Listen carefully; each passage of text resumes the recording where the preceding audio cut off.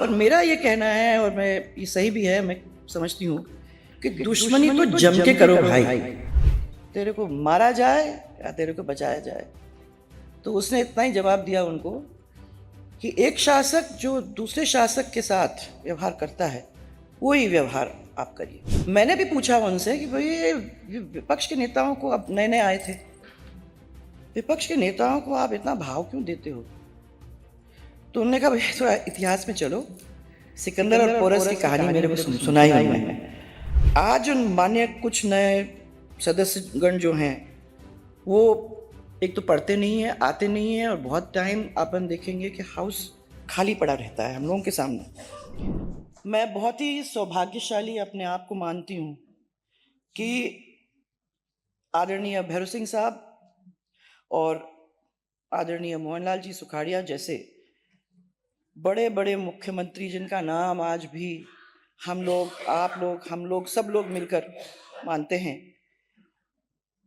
ऐसे के जिन्होंने इस विधानसभा का मान बहुत बढ़ाया, ऐसे में मुझे भी 2 बार इस विधानसभा के अंदर बैठने का एक गौरव प्राप्त हुआ है।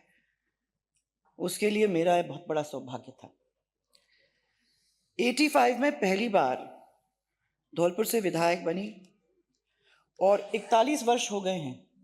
तो लगता नहीं है कहाँ गया समय, पर 41 वर्ष के निर्बाध ये जो समय निकला है, उसके अंदर राजस्थान विधानसभा, मैं मानती हूँ कि इस देश में एक अपना एक अलग जगह बनाए रखा है। यहाँ पक्ष और विपक्ष के लोग दोनों अब एक दूसरे का सम्मान करते हैं। इसके कई उदाहरण भी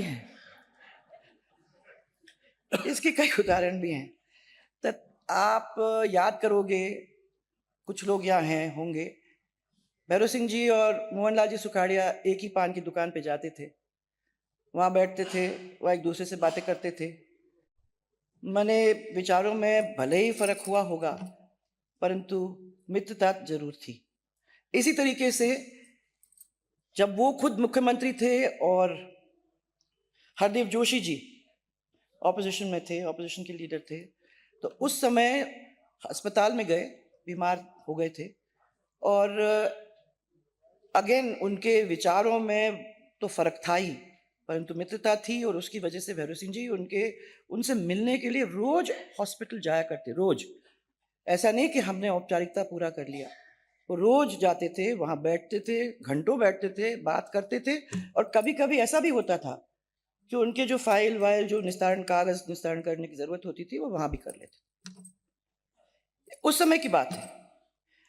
मैंने भी पूछा उनसे कि भाई ये विपक्ष के नेताओं को, अब नए नए आए थे, विपक्ष के नेताओं को आप इतना भाव क्यों देते हो?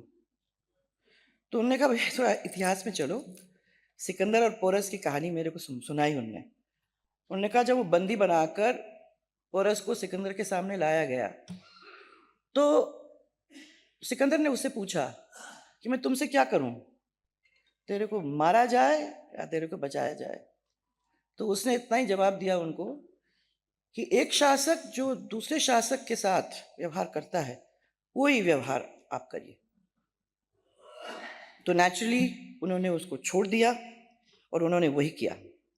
और मेरा ये कहना है, और मैं ये सही भी है, मैं समझती हूँ कि दुश्मनी तो जम के करो भाई, परंतु थोड़ी सी खिड़की छोड़ दो, थोड़ी सी गुंजाइश छोड़ दो, ताकि जब कभी हम लोग एक दूसरे के सामने आ जाते हैं तो हमको शर्मिंदा ना होना पड़े। इतनी तो आप लोगों को रखने की जरूरत है।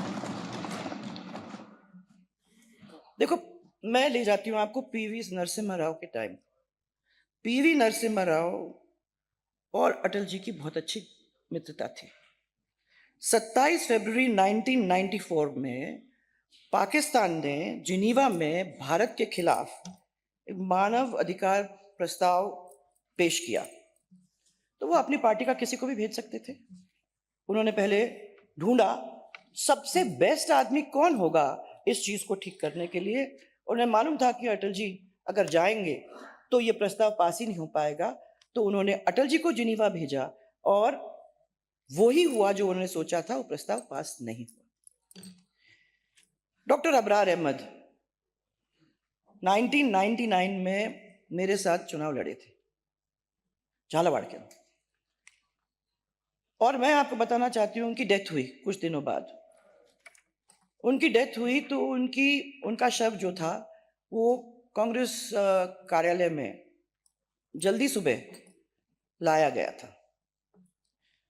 सबसे पहले मुझे लगता है कि मैं पहुंची थी वहां, क्योंकि ज्यादा कांग्रेस के लोग भी नहीं थे और मेरे बहुत सारे शुभचिंतक थे। तो उन शुभचिंतकों ने मेरे से कहा कि आप क्यों जा रहे हो कांग्रेस के कार्यालय के अंदर, जाना चाहिए क्या? मैंने मेरे अपने शुभचिंतकों को यही कहा कि देखो, इंसानियत, और मैं आपको भी ये कह रही हूँ, इंसानियत जो होती है वो राजनीति की लक्ष्मण रेखा से बड़ी होनी चाहिए। कुछ भी करो आप, उसको बड़ा होना चाहिए। ऐसे काम में अगर हम लोगों को ऐसा कभी कोई मौका मिलता है, ऐसा कभी होता है, तो अगर हम लोग चले जाते हैं मरण में, शादियों में, बच्चों के पैदा होने पर, तो इसमें कोई बुरा मानेगा नहीं, क्योंकि ये सामाजिक रिश्ते हैं, जो सामाजिक रिश्तों को राजनीतिक वजह से अपने को खराब करने की जरूरत नहीं है। हमारे दोनों के विचार नहीं मिले, ठीक है, पर तो हाउस के बाहर जब जाएंगे तो कुछ कुछ ऐसी चीजें होंगी जिसके ऊपर अपन एक दूसरे से बात तो कर सकें। मुझे देखना मैंने बुरा लगता है जब देखती हूँ कि सदन के अंदर जो अमर्यादित आचरण, इसके छींटे धीरे धीरे लगने लगे। भाषा का स्तर गिर चुका है। एक समय था जब भाई साहब गुलाब जी, राजेंद्र जी, सीपी जोशी साहब, प्रद्युमन सिंह साहब, घनश्याम तिवारी जी, नाथू सिंह गुजर जी दिखे थे मेरे को अभी, हाँ, गुजर जी, और हमारे राजपाल सिंह जी शेखावत, उनके साथ साथ आज भी मैं देख रही हूँ कल्ला साहब भी हैं, यहाँ राव साहब भी बैठे हैं, कालीचरण जी भी हैं। ये सब लोग जब पढ़ के जाते थे और जब वो आते थे हाउस के अंदर बोलने के लिए, आज बहुत है, ऐसे नहीं है, मैं तो खाली कुछ जो नाम है वो ले रही हूँ, किसी का छूट गया तो, पर मैं ये कह रही हूँ कि ऐसे लोग जब जाते थे, पढ़ के समझ के जब जाते थे, तो हाउस फुल होता था और हाउस आराम से दोनों तरफ के लोग उनके भाषणों को सुनते थे और उससे कुछ समझ करके अपने घर ले जाते थे। पर आजकल क्या है कि जो अधिकतम नए सदस्य हैं वो बोलने की तैयारी करके नहीं आते। भैरव सिंह शेखावत साहब, सतीश जी अग्रवाल साहब, उनके समय के अंदर वो इसी विधानसभा के लाइब्रेरी में जाके, और आपको भी मालूम है, देर देर तक बैठ के वो पुस्तकों को पढ़ते थे, सब चीजों को पढ़ते थे, और जब वो आते थे हाउस के अंदर तो उनके तर्कों के आगे कोई कुछ बोल नहीं सकता था। मैं समझती हूँ एक दफा मैं गई थी, एक रविवार था, तो मैं गई थी माननीय मदेरणा जी के पास, और मैं बिना बताए गई थी। ऐसा तो होता नहीं है, अपने को बता के जाना चाहिए, पर मैंने वो काम किया। मैं उनके यहाँ गई तो लोगों ने बताया कि मिल नहीं सकेंगे, वो मौन धारण किए हुए हैं, संडे को मौन धारण करते हैं। तो मैंने कहा भैया मेरे राम राम तो करने दो, मैं इतने दूर से आई हूँ। अंदर में जब गई तो उन्होंने राम राम किया, बिठाया, चाय पूछा, और फिर लिख के मेरे को ये कहा कि संडे का दिन वो दिन है जब मैं मौन व्रत रखता हूँ। ये दिन मेरी किताबों को पढ़ने का टाइम, मेरे क्या कहते हैं, स्टडी करने का टाइम, ये संडे का दिन है। इस संडे के दिन में मैं ये काम करता हूँ। तो मैं ये कहना चाह रही हूँ कि इन लोगों से अपने को समझने की जरूरत है। आज ऐसा नहीं हो रहा। आज मान्य कुछ नए सदस्यगण जो हैं वो एक तो पढ़ते नहीं है, आते नहीं है, और बहुत टाइम अपन देखेंगे कि हाउस खाली पड़ा रहता है हम लोगों के सामने। सब मान्य सदस्यगण को मैं ये कहना चाहूंगी कि ये अपना कोई साधारण सदन नहीं है। मैं नहीं मानती हूँ, और इसलिए नहीं मानती हूँ कि हम लोग बैठे हुए हैं उसकी वजह से नहीं, परंतु यहां से निकले हुए बहुत सारे निर्णय ऐसे निर्णय हैं जो देश के लिए उदाहरण बने। जब भैरव सिंह साहब सीएम थे तो अंत्योदय योजना, आज तक भी लोग उसके बारे में बात करते हैं। उसके साथ साथ पंचायत राज और नगर निकायों में महिलाओं को 33% आरक्षण देने का काम उन्होंने किया था, आपको याद होगा। हम लोगों ने उसको बढ़ा के पंचायत राज के अंदर 50% कर दिया था। वैसे नगर निकाय में भी किया, पर कुछ कारणों की वजह से उसको अपन नहीं कर पाए थे। भामाशाह सशक्तिकरण योजना जो हमारी थी, वो पूरे दुनिया के अंदर सबसे बड़ी योजना थी, और इस योजना के अंदर महिला को परिवार का मुखिया बनाकर उसके नाम पर बैंक अकाउंट खोलने का काम पहली दफा कहीं भी हुआ था।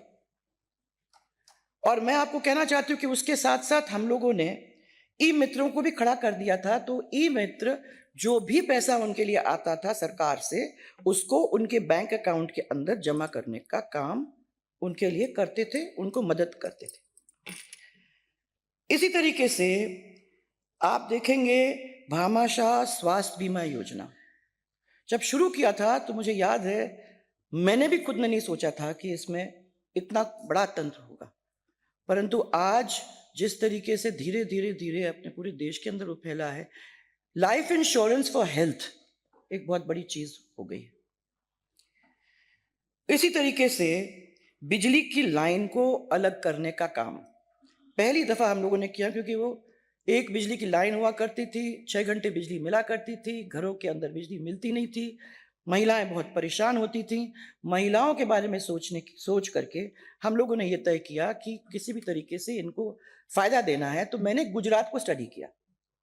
उसके तत्कालीन मुख्यमंत्री हमारे आदरणीय तब के मुख्यमंत्री थे नरेंद्र मोदी जी, और उन्होंने मेरे को बताया कि हमने इस तरीके से लाइन को अलग किया है, तो उसका फायदा मिला है महिलाओं को, घरों को।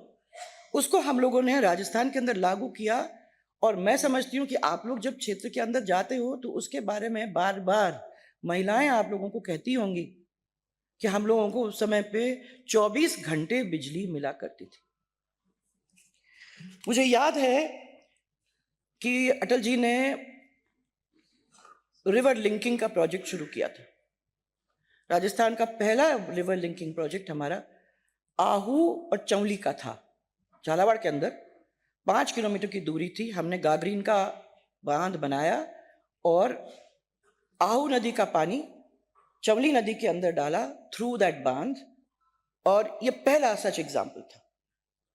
उसके बाद अब ERCP योजना हुई है, और ये जब सब जिलों में के अंदर पहुंचेगी तो ये सब लोगों की उन लोगों की प्यास बुझाने का काम जरूर करेगी।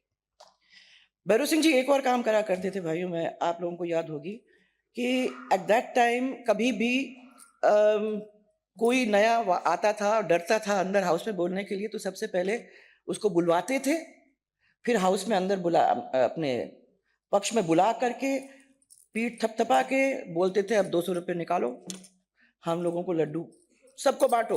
और कभी कभी ये लड्डू तो ऑपोजिशन के यहाँ भी पहुंच जाते थे। भाई कोशिश करते थे कि भाई ये बना रहे। हमने उन सब से प्रेरणा लेकर जो अच्छे बोलने वाले विधायक थे उसको सर्वश्रेष्ठ विधायक का पुरस्कार देने का काम 2003 में शुरू किया था। और मैं आज की सरकार को और हमारे मुख्यमंत्री को एक दफे धन्यवाद देना चाहती हूँ और बधाई देना चाहती हूँ कि ये 1 स्टेट 1 इलेक्शन का काम भी आप लोगों ने अपने हाथ में लिया है। ये भी अपने आप बहुत ही बड़ा काम है। अंत में मैं सिर्फ इतना ही आप लोगों को कहना चाहूंगी कि हम लोग खाली अपना नाम इस सदन के अंदर दर्ज करने के लिए नहीं आए। हम सबके मन में ये था कि हम यहाँ आएंगे तो हम राजस्थान के लिए और राजस्थान के उज्जवल भविष्य के लिए काम करेंगे। हम याद करते हैं उन लोगों को जिन लोगों ने हमको यहाँ भेजा, हम पर विश्वास किया, हम उनके विश्वास पर खरे उतरना चाहते हैं। इसी सोच के साथ हम इस विधानसभा के अंदर बैठे हैं और मैं ये मानती हूं कि आज सर हम लोगों को संकल्प लेकर यहां से निकलना चाहिए कि अगर राजस्थान के लिए हमारा शरीर का कतरा कतरे की भी जरूरत होती है तो वो कम ही होगा। हमको इनके लिए, हमारे प्रदेश के लिए इस सदन के द्वारा खड़ा रहना पड़ेगा, तभी यहां होना, हमारे इस सदन में होना सार्थक रहेगा।